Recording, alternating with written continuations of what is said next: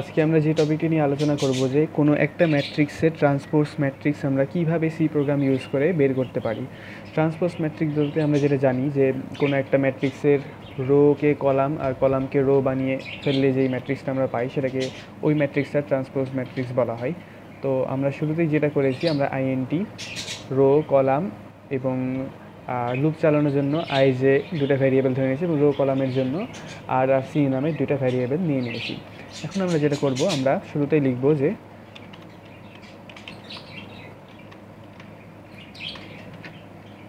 Inter value of rho এবং এখানে আমরা স্ক্যানএফ দিয়ে দিব, পার্সেন্টেজ ডি দিয়ে আমরা এখানে n% আর দিয়ে দেবো, যেটা কিনা আমাদের রোকে ইন্ডিকেট করছে। এবং একইভাবে এখান থেকে কপি করে আমরা এখানে কলামের জন্য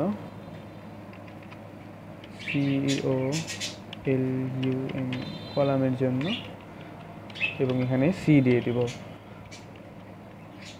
এখন আমরা যেটা করব, আইএনটি অ্যারে নামের একটা অ্যারে নিয়ে নেব, যেটা কিনা আমাদের 2 ডাইমেনশনাল অ্যারে হবে। সেজন্য আমরা এখানে আর এবং সি নিয়ে নিচ্ছি এবং এখানে আমরা এখানে প্রিন্টএফ দিয়ে লিখে দিব ইন্টার ভ্যালু অফ অ্যারে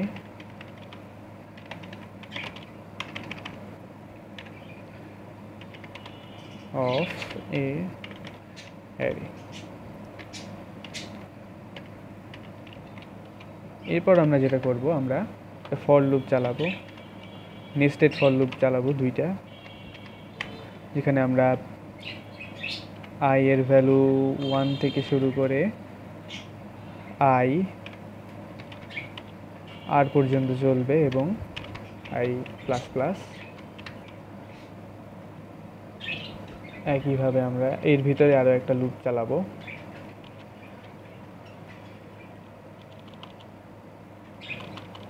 যেটা কিনা সেমভাবে জে হবে এবং এখানে আয়ের জায়গায় জে এবং রো এর জায়গায় কলামের সি এবং জে প্লাস প্লাস।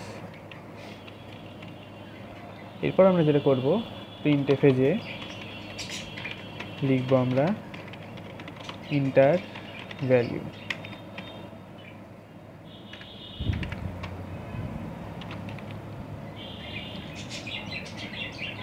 এবার আমরা অ্যারের প্রত্যেকটা ভ্যালু স্ক্যানএফ ফাংশন ব্যবহার করে নিয়ে নিব ইনপুট কিবোর্ড থেকে,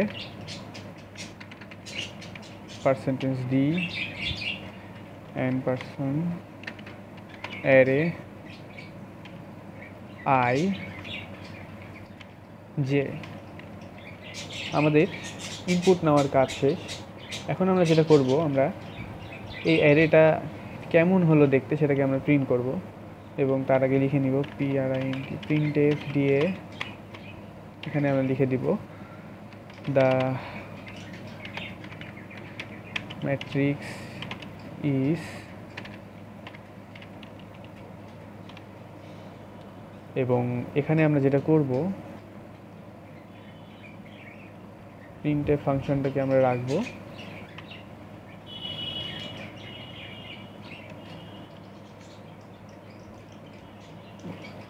স্ক্যানএফটাকে কেটে দিব এবং এখানে একটু গ্যাপ দিয়ে আমরা পার্সেন্টেজ ডি দিব প্রথমে,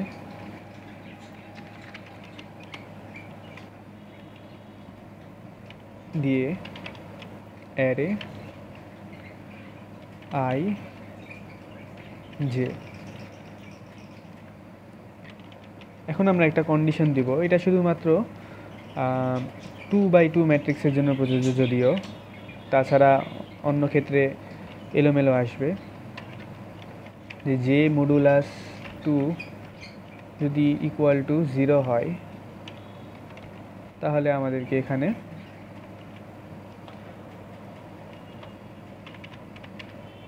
2 প্রিন্ট এফে একটা নিউ লাইন প্রিন্ট করে দেবে, যাতে আমরা ম্যাট্রিক্সটা সুন্দরভাবে সাজিয়ে লিখতে পারি।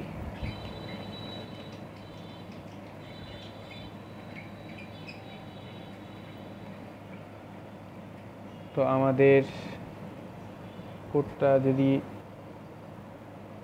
এই পর্যন্ত আমাদের ইনপুট এবং আউটপুট নেওয়ার কোড। এখন আমরা যেটা ট্রান্সপোজ বানানোর অংশটা লিখব।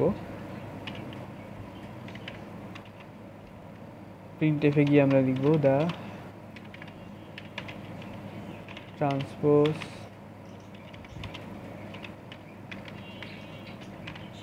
ম্যাট্রিক্স matrix is, এরপর /n দিয়ে দিব যাতে দেখতে সুন্দর লাগে কোডটা।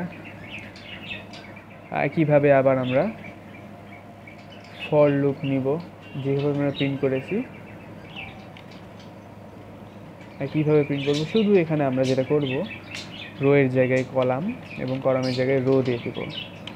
এখন যদি আমরা কোডটা রান করে দেখি, আমাদের কোথাও একটা ভুল আসছে। প্রিন্ট বানান কোথাও ভুল লিখেছি, সেটা হচ্ছে 7 নাম্বার লাইনে প্রিন্টএফে প্রিন্টিং এফ দিয়ে দিলাম।